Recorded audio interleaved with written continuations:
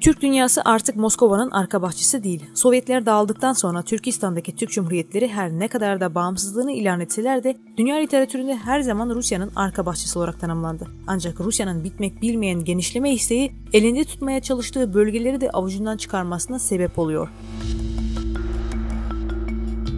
24 Şubat 2022'de Rusya Ukrayna'ya bir işgal başlatmıştı. Dünyanın ikinci büyük ordusu ilk defa bir konvansiyonel savaşa girmişti ve aradan 6 ay geçtikten sonra görüyoruz ki Rus ordusu Ukrayna'da işgal ettiği bölgelerden çekilmek zorunda kalıyor. Şüphesiz Ukrayna Savaşı Rusya'nın diğer bölgelerdeki odağını da böldü. Rusya'nın şu an tek odak noktası Ukrayna Savaşı'ndan sağ çıkmak.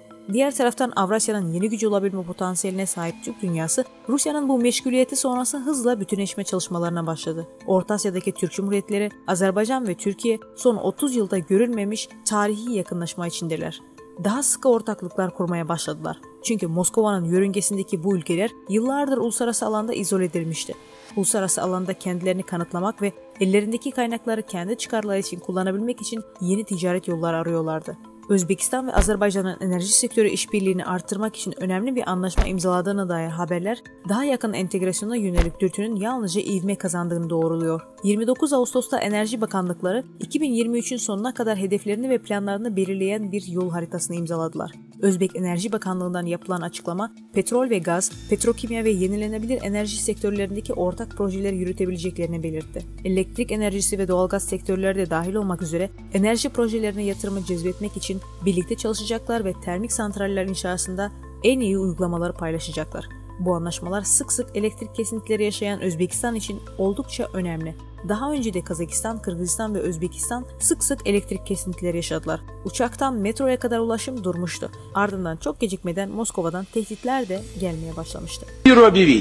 Если в какой-то стране будут запрещать русский язык, без оснований правовых арестовывать русских, значит, гнобить русскую культуру, с такой страной мы будем разговаривать силой оружия. Какого мы сейчас не скажем. Например, кибернетическое оружие. У вас свет горит везде? Через 5 минут света нет по всей стране. Лифты стоят.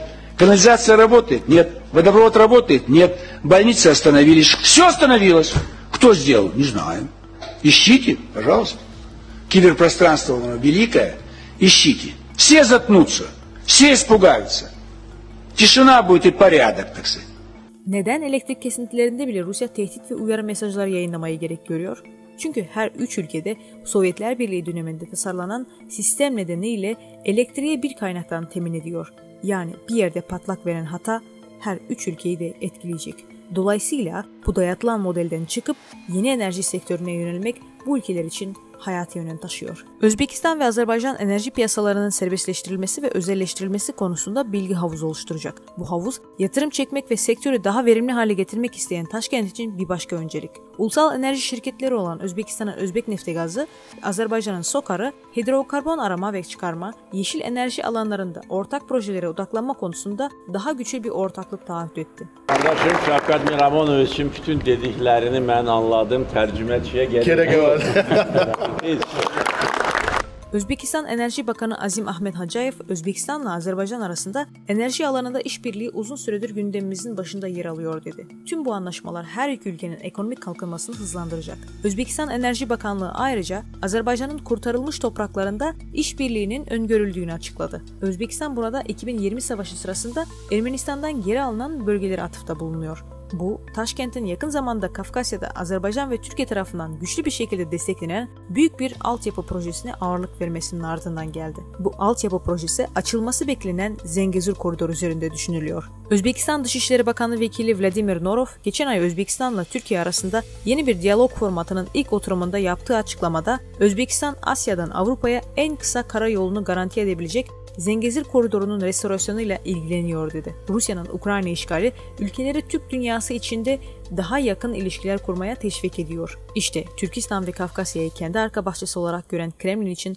savaşın istenmeyen bir yan etkisi. Ocak ayındaki olaylardan sonra Kremlin'in en ağır tehditlerine maruz kalan Kazakistan ise yine Türk dünyası içerisinde ikili ilişkilere çok önem veriyor. Kazakistan'ın Rusya'nın yasa dışı yollarla işgal ettiği Donbas ve Luhansk'ı tanımamasına Moskova çok sert tepki vermişti. Ardından Kazakistan Cumhurbaşkanı şu cevabı verdi.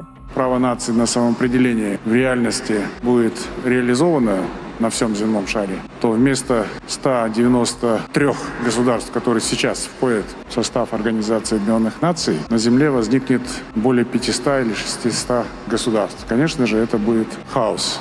Evet, ancak tehditler durmak bilmedi. Rusya'nın eski Cumhurbaşkanı Medvedev, Kazakistan'ın egemenliğini sorgulayan paylaşımlar yapmıştı. Kazakistan'ın suni bir devlet olduğunu ileri süren Medvedev, Kazakistan'ın eski Rus toprakları olduğunu da iddia etti. Kazak basınında geniş yankı uyandıran açıklama tepkilere neden oldu ve kısa süre sonra silindi. Medvedev de hesabının çalındığını ve paylaşımının kendisine ait olmadığını açıkladı.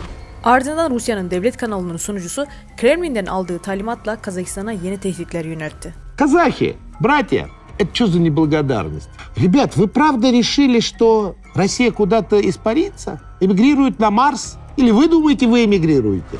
Kazakistan ise tüm bu açık tehditlere karşı oldukça sakin davranış sergiliyor.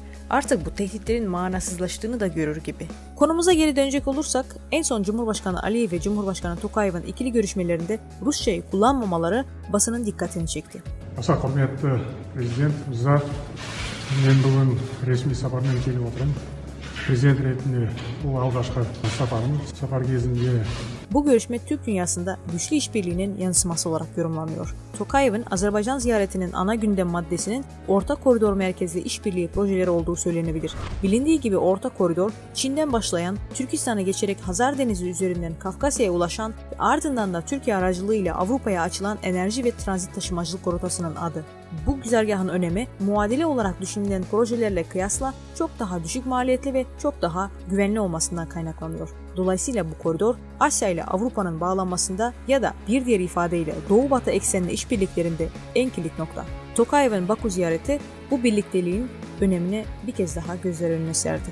Rusya'nın güdümünden çıkılırsa Türk dünyası çok kutuplu dünyada yeni bir kutup olabilecek mi? Atılacak olan adımların sağlamlığı bu soruya en iyi cevap verecektir. Bizi takip etmeyi unutmayın.